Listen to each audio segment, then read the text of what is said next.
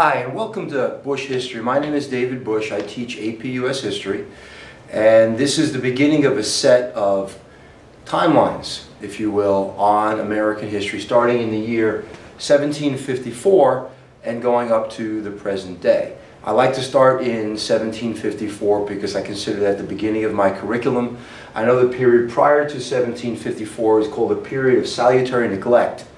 Salutary neglect is basically a time when the colonies were largely left to themselves to do as they needed to survive and develop, and there were several generations of time that encompass a period of salutary neglect. We go from Jamestown all the way to 1754. The dominant theory at the time between the colonies and dominant practice was something called mercantilism. Mercantilism was a series of agreements and understandings that benefited the mother country from a trade perspective. But this timeline will actually go much further than that, as I will demonstrate for you. And as you see, we actually start in that salutary neglect time period, and then we're actually going to go through the Revolutionary period. You know, the colonial period leads up to the Revolutionary period. The Revolutionary period, we have the Declaration of Independence. We'll deal with the defeat for the British at Yorktown, going through the early period we call the critical period, through the Federalist period, and up to and including the election of 1800, where we see the rise of the Democratic Republican Party. But I'd like to go through with you the events in the order that they occurred, and we're going to start out with the Albany Conference in 1754. In 1754, you have the Albany Conference, and the Albany Conference was an early attempt by the colonists to unify. And with that early attempt came disagreement. That disagreement largely not from the delegates, but from the colonists themselves as the delegates returned from the conference. They really weren't quite ready to unify yet. They wanted a unified response. The representatives wanted a unified response to some Indian concerns in the Ohio Valley. Well, obviously, or at the time, those Indian concerns were going to cause problems for the British as well, which is what's going to lead to the French and Indian War. The French had developed fairly good relationship with the Indians in the Ohio Valleys because they were trading. And instead of building settlements and instead of basically trying to oust the Indians, they are having a good relationship, a good trade relationship. But the British want to expand. And the British and the French, never being great allies for sure, are going to have a conflict over this. So we're going to call the French and Indian War. Now this French and Indian War actually starts in 1754 and will extend through to 1763. But the funny thing about that is the British are going to need help as they fight the Ohio Valley Indians and the French, and they're going to ask the colonists if they can turn around and help. And at that point in time, the colonists are going to realize that they're not as British as they thought they once were, because during this time period, what's going to happen is while the colonists are going to fight alongside the British, they're going to be given the worst jobs, they're going to be given poor pay, and they're going to really not be treated terribly British. They won't even have uniforms for the most part. But they will be promised land when the war is over, so indeed they will fight for the mother country. Well, towards the end of the war, when it becomes obvious that the French are losing and the British are winning, small incursions start into this Ohio Valley. And an Indian chief by the name of Pontiac rallies the troops and starts a series of rebellions against British settlers called Pontiac's Rebellion. And King George quickly realized this isn't going to go nearly as well as he thought. The war comes to an end, and the Treaty of Paris is signed with the French, and the French vacate all of North America. Yes, their cultural influence will remain, but they will retain no colonies and no possessions on the mainland continent of North America. Well, the colonists believe that they're going to get this land. Well, now we have this little conflict that's going to occur here, because the British can't let the colonists go into the Ohio Valley, even though they promised them this, because they're going to have endless problems with the Native Americans that are living there. So they pass, the British government issues, not passes, the Proclamation of 1763. The Proclamation of 1763 is basically going to say that the Ohio Valley is closed to colonization and closed to allowing the colonists into the land that they just fought for. At about the same time, you have a series of rebellions against this and a series of incursions into the Ohio Valley, and one of them is something called the Paxton Boys. The Paxton Boys were not brothers, it's a derivation of a larger term, but nevertheless, historians call them the Paxton Boys, and they're going to go into the Ohio Valley and they're going to conduct a series of slaughters and massacres called the Paxton Boys Massacres. Well, it's an early attempt at vigilantism by colonists. They were largely Scots-Irish doing this, and the Scots-Irish had a reasonable amount of persecution by the Protestants because they were Catholics and they wanted to spread out west. Nevertheless, as a way of trying to keep the colonists from heading west, the Sugar Act and the Stamp Act is passed. Both of these acts are attempts to raise money to pay to keep the colonists out by allowing the British government to have more troops. They're also going to try to pay to defer some of the costs of that French and Indian War. Well, that's going to lead to a significant amount of protests, and those protests will ultimately lead to the British government issuing something called the Declaratory Act. The Declaratory Act is just what it sounds like. The Parliament will declare that any laws that they pass in England will indeed include the colonies and the citizens of the British Crown living in the colonies, and this is that whole no taxation without representation issue that will arise. People who start to protest these things will be called the Sons of Liberty. Sons of Liberty, we often think of them as specific to the Boston Tea Party, but that's not really the case. The Sons of Liberty are several groups who are going to come along and they're going to protest actions by the British government. And they'll do a variety of things to protest those actions: destruction of property, non-boycott, boycott and non-importation, and the like. Well, shortly after we have the Sons of Liberty, we're going to get a series of acts called the Townshend Revenue Acts. Well, the Townshend Revenue Acts were a whole new series of taxes that were going to anger the colonists even further. And also part of the Townshend Act was something called Vice Admiralty Courts. Vice Admiralty Courts were attempts by the British to pretty much take away different kinds of civil liberties the colonists had enjoyed during the Salutary Neglect time period. And those Vice Admiralty Courts really are going to be courts where if people are arrested, they are not going to have representation, they're not going to have a jury, and pretty much they're going to be guilty when they walk in the door. So you can understand how that's going to really anger the colonists. And another thing that's going to anger the colonists is this whole idea that this money is going to be used and sent back to England that's coming from this whole series of revenue acts. Well, history gets kind of fuzzy on this thing we call the Boston Massacre because we're not really sure it was even a massacre. Basically, the way history looks at it is this. A bunch of colonists were peacefully protesting against the customs duties that were being stored at the customs house in Boston Commons. Things got out of hand and a group of British soldiers line up and fire into these defenseless people.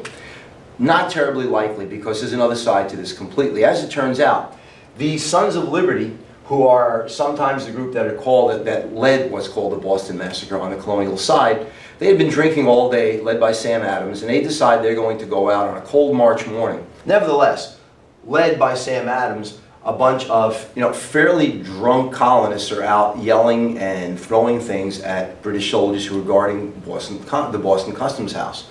And things are getting out of hand, the soldiers are getting a little edgy, but you got to believe that these soldiers were probably the pride of the British Army, and they're standing guard there and they're being harassed. They're being harassed, it's getting a little edgy, the crowd's getting out of control. And Sam Adams decides it's time to leave. Sam Adams actually leaves. He's not even there. And he's a short distance away and he hears these shots ring out. Now, as history tells it, he runs back and he sees these people lying on the ground, but he didn't actually see the event. So he goes over and he tells Paul Revere, a silversmith of the day and an engraver, and engravings were often used to make these plates, and these plates were printed to make posters and leaflets and things like that. Anyway, Paul Revere turns around and on Sam Adams' instructions, he draws that famous engraving that we now call the Boston Massacre that shows the dog barking in the front and women with parasols in the back. And the idea that these guards would line up and that they would simply fire into this crowd of women with parasols, and a dog in the front is kind of silly. I have a dog, he wouldn't be standing in the front while gunshots are firing out. But nevertheless, this poster gets printed and it becomes a pivotal piece of propaganda as we head towards the American Revolution. And now it looks like that soldiers are slaughtering civilians. The reality of this is that these soldiers were largely acquitted by a jury of peers, by a jury of people who actually lived in the Boston area, and John Adams became the defender of the British soldiers. So the Boston Massacre really doesn't happen the way it's classically depicted with this poster. Nevertheless, it goes a long way to bringing emotions to a new peak in the colonies, and shortly thereafter that, we're going to have the committees of correspondence are going to be formed. These committees of correspondence are just what they sound like. They're going to be a way where information will be transferred throughout the colonies, and instructions on non-importation and on different things that can be done to irritate the British soldiers to show the colonial displeasure. And certainly the taxes continue to be a major problem for both the British Crown and for the colonists. Now, when there's money to be made, it will be. And because of the high price of tea, a group of smugglers is bringing tea into the colonies illegally and selling that tea illegally, and those smugglers are actually parts of the Sons of Liberty. So with the money that's being made selling this illegal tea, the British government is losing money, and the British East India Company is losing money. So in 1773, on the eve of the Tea Party, the British government actually cuts the price of tea. They lower the tax on tea, thereby making tea less expensive as opposed to more expensive. As a direct result of that, the Sons of Liberty are going to lose money. The smugglers are going to lose money. So what do? As, once again, the classical story is you get this bunch of guys dressed up as Indians, and they go out and they destroy the tea under a full moon. Well, once again, if you take a look at that and you examine it a little more closely, it doesn't make a whole lot of sense either. Because the idea that you would get a bunch of guys dressing up as Indians and getting past British guards under a full moon to go out to ships in Boston Harbor and destroy this tea doesn't really hold to logic. There are two other thoughts that have been considered around the same situation. One of them is that the guards were bribed, that the Sons of Liberty bribed the guards so they could get past them. There's regional evidence that this could have occurred because the guards were in direct competition for money with the colonists and needed jobs and needed extra money. Another possibility that's sometimes thrown up is that the British guards were instructed to let this happen, to let the Sons of Liberty destroy the tea, because if they destroyed the tea, then indeed the British East India Company would suffer greatly. That's certainly true, but also the British government could turn around and say, look what your own countrymen are doing. They're destroying your tea. Thereby, they are not loyal. They're actually traitors, and they're hurting you. The idea of divide and conquer. We're not really sure which happened. What we do know is that the idea that this happened in the classical children's story doesn't make a lot of sense. Nevertheless, the tea was destroyed as a direct result of lowering the price of tea, not raising the price of tea. So when people embraced the Boston Tea Party, and such as the Tea Party in modern politics, what they're really embracing is a bunch of people who destroyed government property and hurt their fellow man as opposed to helping them. And tea became much more expensive, and tea certainly was a staple in the colonies. Following the Tea Party, we have the British reaction to the Tea Party, which will be the Intolerable Acts. The Intolerable Acts, chief of which were the closing of Boston Harbor, which now meant that Boston was going to be cut off from all kinds of trade, and certainly it was going to hurt them, and hurt them economically for sure. As a result of that, the First Continental Congress occurs. First Continental Congress is not a formal meeting as much as it's a collection of people. And what's decided at this First Continental Congress is that they will go to church. And at the Sunday following the First Continental Congress, it was decided that everyone would go to church and they would pray for the citizens of Boston. Strangely enough, that would mean that they would unify them. So the British government got exactly what they didn't want, which was a unified response to the Boston Tea Party. And colonists started to put weapons away. The leadership got stronger. The leadership was John Hancock and Sam Adams. John Hancock being the money guy, and Sam Adams being one of the lead instigators as we're on the road to revolution. So what happens? British soldiers are ordered to gather up all the weapons the colonists have been storing. And that simply meant that they were going to Lexington and Concord in 1775. And in 1775, we do indeed have the first altercation of the American Revolution. The American Revolution actually begins in 1775 at Lexington and Concord, when British guards also try to arrest Sam Adams and John Hancock. So as they gather these weapons that are stored at Lexington and Concord, American Minutemen, Colonial Minutemen as they're called, are hiding amongst the trees and behind rocks, and they begin to shoot at the British soldiers who are wearing their wonderful bright red uniforms.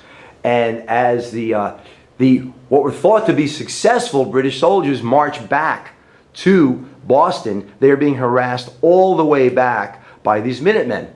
So now the British soldiers realize this is going to be tougher than we thought, because we are fighting an armed civilian population, and that armed civilian population will do anything it can to protect itself. And indeed, this is the beginning of the American Revolution. As a direct result to Lexington and Concord, where we'll have the Continental Congress. The Second Continental Congress, second because it just happens to be a second convening of a group of colonial representatives trying to figure out what they're going to do for this. So at the Second Continental Congress, we will have the idea that maybe we need an army. And at the Second Continental Congress, the first attempt to form an army will occur. And the idea of these Minutemen becoming a regular army will become a staple at this point in time, because we're going to need a reaction to what happened at Lexington and Concord.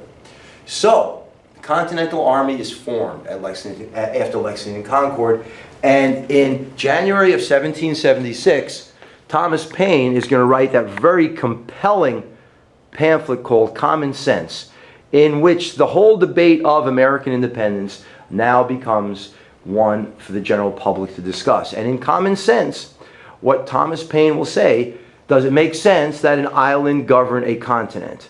Does it make sense that a British government 3,000 miles away can have dominion over this large group of people who have no actual representation in Congress? So that will begin this whole debate about American independence. They're shooting at us. Let's call Congress into play. Let's have an army now.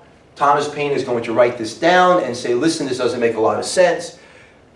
In June of 1776, Richard Henry Lee will issue what is called Lee's Resolution. And Lee's Resolution will be the resolution for independence. Thomas Jefferson, John Adams, and Ben Franklin will be asked to draw up what essentially is a letter that children would write to their parents. And the letter goes something like this: Dear King George, we love being British, but it's not working anymore. And because it's not working anymore, we are hereby declaring our independence from the bonds that once formed between the British government and the colonies of North America. And it lists a whole bunch of grievances that the British Crown had put upon the colonies to make them feel less and less British. They don't necessarily want war, but war is what they have. And one of the things that we need to understand is the Declaration of Independence is not a cause of the American Revolution, but a cause of the American Revolution.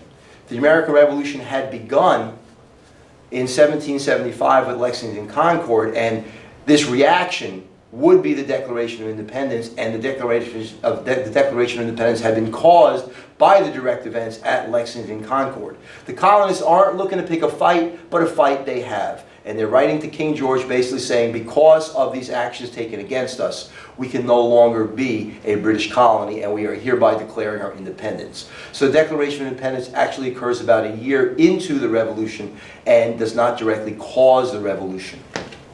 So now, we're going to have the need for a new government, and the Articles of Confederation will be proposed first immediately after the Declaration of Independence is put out there to be signed. Now, there is no formal meeting for the signing of the Declaration of Independence. That's a fallacy that occurs somewhat later on because we're at war. So the Declaration of Independence has several copies that are being printed and sent out through the colonies to be signed by the colonial representatives. Nevertheless, the Articles of Confederation is proposed, and the Articles are going to be necessary because we're going to need a government to help fight this war, and we're going to need a government to procure supplies and a government to organize an army. So that's what the Articles of Confederation will actually be. It'll be a league of friendship between the colonies that is supposed to last for the duration of the war, and what happens afterward is really yet to be discussed. Obviously, the colonists are going to be in trouble because the British are better trained, they have better supplies, and they are more disciplined, and they have leadership that's fought in other wars.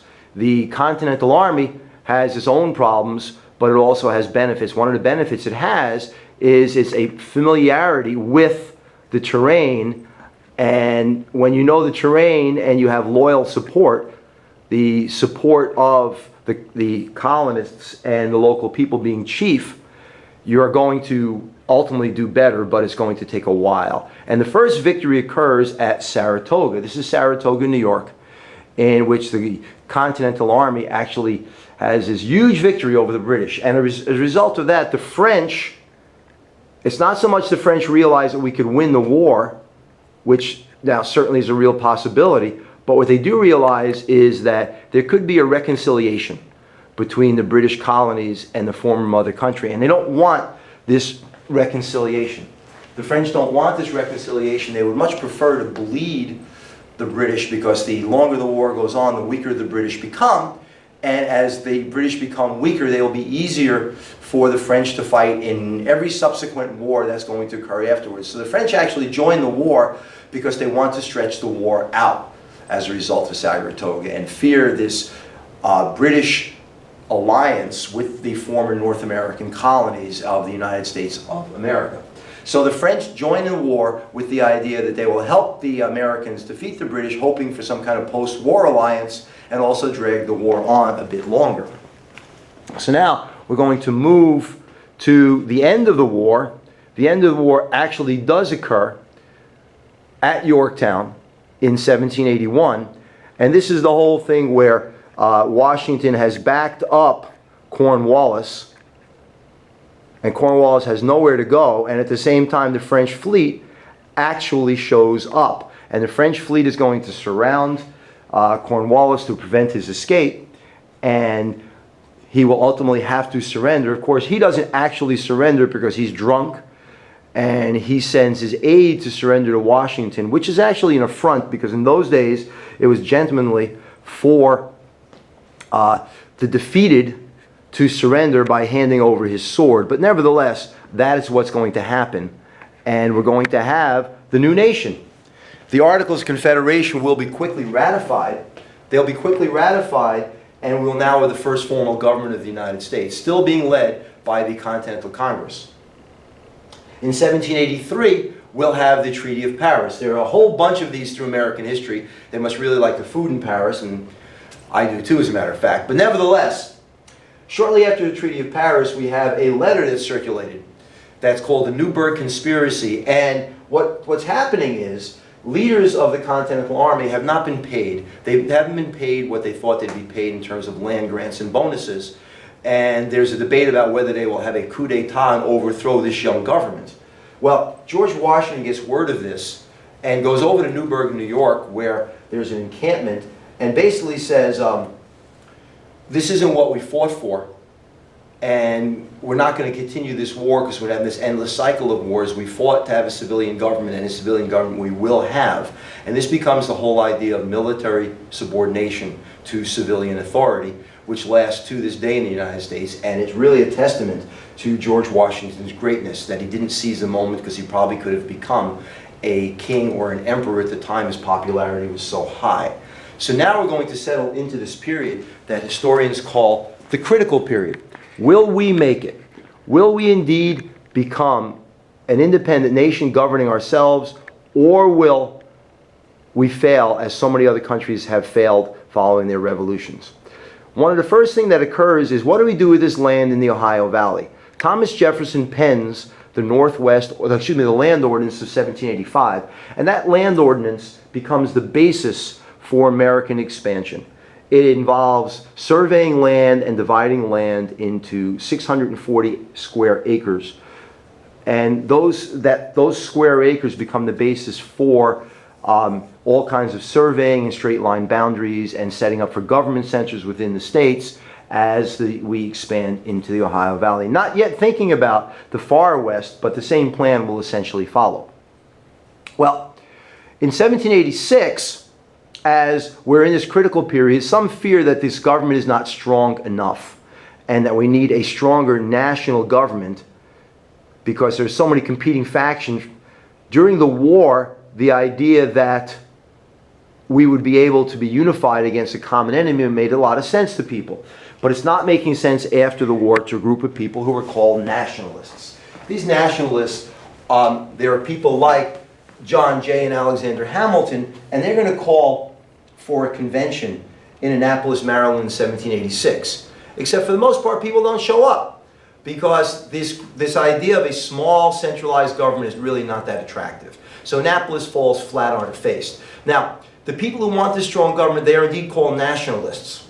A nationalist is not a federalist, as you'll see, but a federalist is a nationalist. A nationalist simply wants a strong central government. A federalist is the plan for that strong central government, which will be ultimately a strong central government and subordinate state governments. So, a nationalist is indeed a federalist, but a federalist is not necessarily a nationalist. Actually, let's flip that around. A federalist is indeed a nationalist, but a nationalist is not necessarily a federalist because they may not all agree with this plan as we now have in place today. So flip that around. Anyway, going forward, the nationalists get a gift.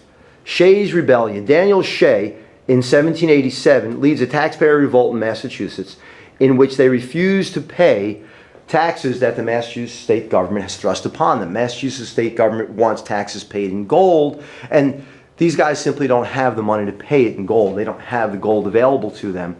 And Massachusetts calls on the Second Continental Congress and the government of the Articles of Confederation for help. And of course, the Articles of Confederation does not have the power to help them. They do not have coercive power. So, at about this point in time, people realize we need a stronger national government. And the Second Continental Congress is called into session once again to debate this. They do not convene to write a constitution. They convene to institute a stronger Articles of Confederation. They quickly realize that this is not going to work. So the Second Continental Congress gives way, same people, same room, same time period, to the Constitutional Convention. And a constitution will be drawn up.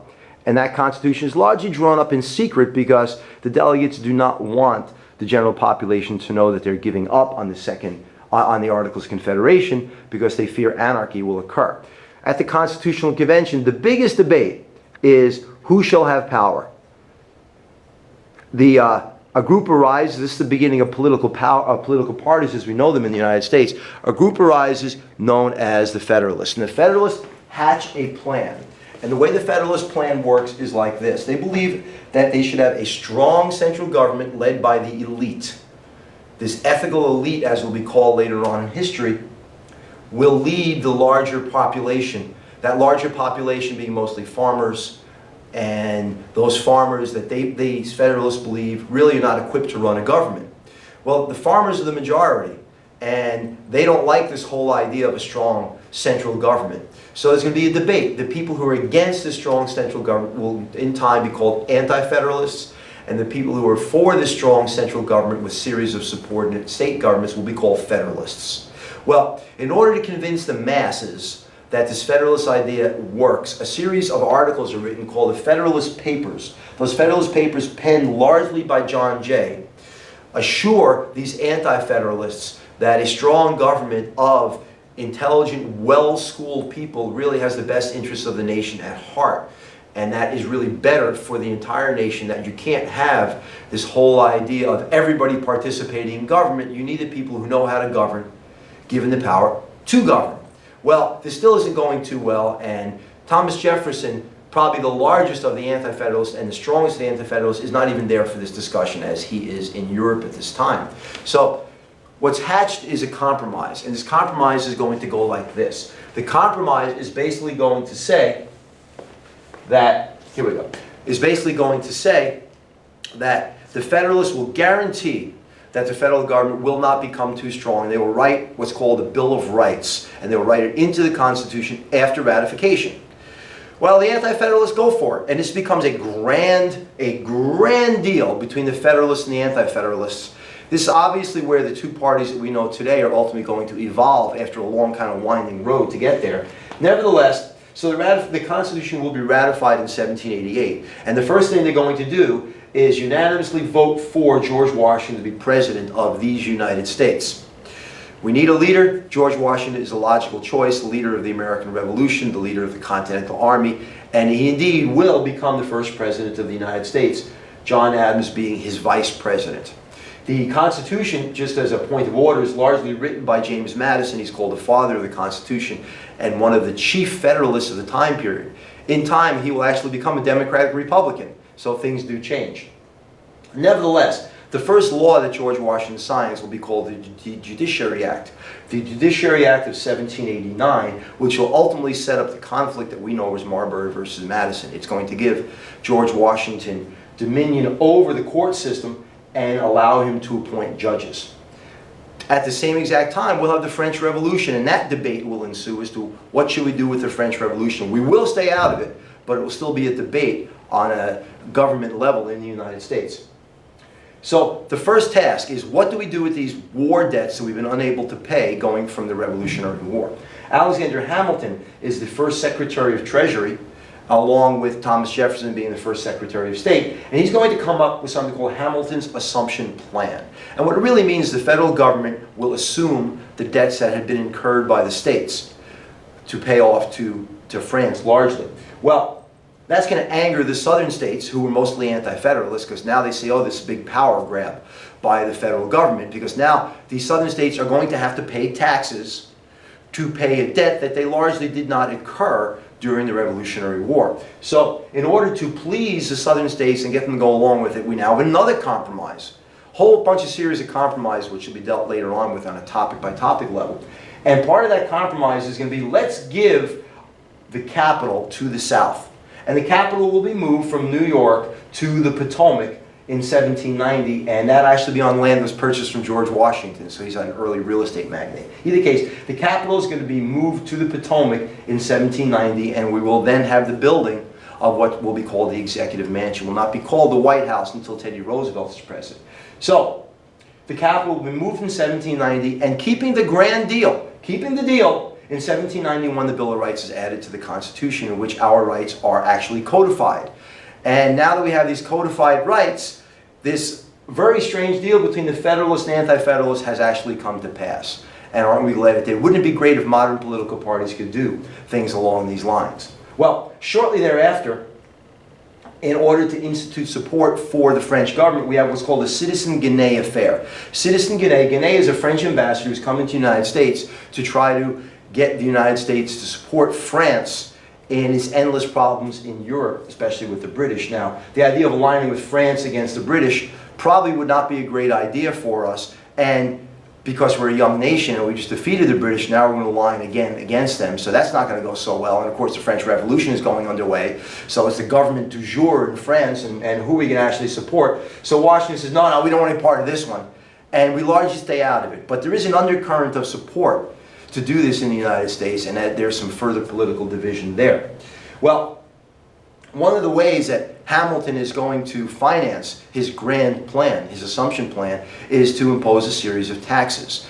And one of the groups he's going to tax will be in these Bingo Creek mountain men, and that'll be called the whiskey tax. And whiskey will be taxed, and that will lead directly to something called the Whiskey Rebellion, in which these guys living in the mountains say, we're not going to pay your taxes. It's crazy. So this is like an echoing back to Shadys Rebellion, where these guys are refusing to pay taxes. Well, George Washington realized this isn't going to work. We need to collect these taxes. We need to show that this government is strong. So Where Shadys Rebellion showed the ineptness of the Articles of Confederation, the Whiskey Rebellion will indeed show the strength of this new federal government. George Washington's going to get on his horse, Nelson. He's going to put on his uniform from the Revolutionary War, which is just a bit hokey because of this whole military subordination to civilian authority. He's going to march out there with Alexander Hamilton, who leaves when he fears shots are going to be fired. Anyway, and George Washington indeed puts down this Whiskey Rebellion without much of a skirmish at all, because the moonshiners, if you will, which they'll be called so much later in the future, these guys who are making this illegal hooch, are going to scatter when they see George Washington leading the Continental Army. So it's going to show that the federal government can actually put down a revolt and show that the federal government has some teeth. Well, shortly thereafter, Washington, in wanting to cement good relations with the British as a trading partner, is going to institute John Jay to go and negotiate something called Jay's Treaty. Jay's Treaty will give, very quickly, most favored nation status to the British government, allowing them to be our best trading partner. Of course, that's not going to go too well because the French aren't going to like this whatsoever. And they're going to get up in arms because the French helped us. If the French helped us, why indeed are we going to give the British the best trade deal that we have to offer? It doesn't make a lot of sense to the French. And that's going to cause some really hard feelings between the French and the United States. Well, because George Washington realized that he needs good relations with the French, he's going to then suggest that Charles Pinckney put together another treaty. And that treaty will be with the Spanish. But that treaty will be to internationalize the port of New Orleans. Well, they're pretty much in the same year, one after another in 1795. And internationalizing New Orleans means the French will once again have access to the Mississippi River and to their old trading grounds in the Ohio Valley. So the French are a little happier by this, but they're not jumping up and down and they're not dancing in the aisles. And as a result of that, the quasi-war occurs in which the French are going to basically pirate American ships on the Atlantic Ocean as we are trading with the British. Well, that quasi-war certainly isn't going to be good for the young government. And in 1797, Washington leaves. Washington leaves, gives his famous farewell address where he warns about foreign entanglements and he warns the United States should stay neutral. And he warns that if we're going to grow as a nation, we have to have good international relations, and choosing one nation as a friend means choosing another nation as an enemy. Well, John Adams says we need to negotiate with the French over this. And this becomes known as the XYZ affair. In the XYZ affair, the French are demanding, the French ambassadors, if you will, are demanding tribute. Tribute is simply money for negotiating. Now, it was as old as time in Europe that for years and years, when one kingdom negotiated with another kingdom, they would give a gift or they would give some kind of, wagon filled with gold. And these three ambassadors expected pretty much the same. Plus, they wanted loans for the French government. So the XYZ affair was a demand for money from the United States in order to negotiate, and also a demand for loans to help the now struggling French government. Well, John Adams says, no, we're not going to do that. But it doesn't matter that John Adams says no, because the Jeffersonians in this new young government are really anti-John Adams, because John Adams is kind of quirky, is a little tough to deal with. He's a brilliant man, but he's made some enemies along the way, especially in the whole debate over the Constitution. And there's going to be fairly vocal support for Thomas Jefferson and against John Adams. And that's going to lead to John Adams making probably the crucial mistake of his presidency. He's going to sign the Alien and Sedition Acts. The Alien and Sedition Acts basically take away the First Amendment. The Sedition Act says you're speaking out against the United States government, you can be put in jail. The Alien Act changes the requirements for citizenship and also allows for deportation of people speaking out against the United States government. Well, that wasn't what we fought for. That's contrary to everything we thought we should have. And Virginia and Kentucky are going to turn around and say, no, this is not the country we wanted. We wanted a free nation. We wanted democracy and we wanted our rights, and you're taking those away.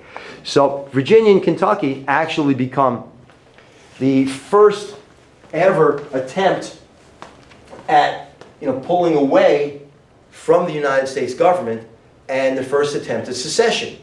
Well, that's not going to go too well. Certainly Virginia and Kentucky do not actually secede, but it shows that the government is not meeting the needs of the people. And now we're going to come around to the election of 1800. The election of 1800 is going to nominate a favorite son of Virginia, Thomas Jefferson, to run against John Adams. Well, Thomas Jefferson is very popular. He's very popular. He's anti-big government, and because he's anti-big government, what's going to happen is he's going to really put up a good fight against John Adams.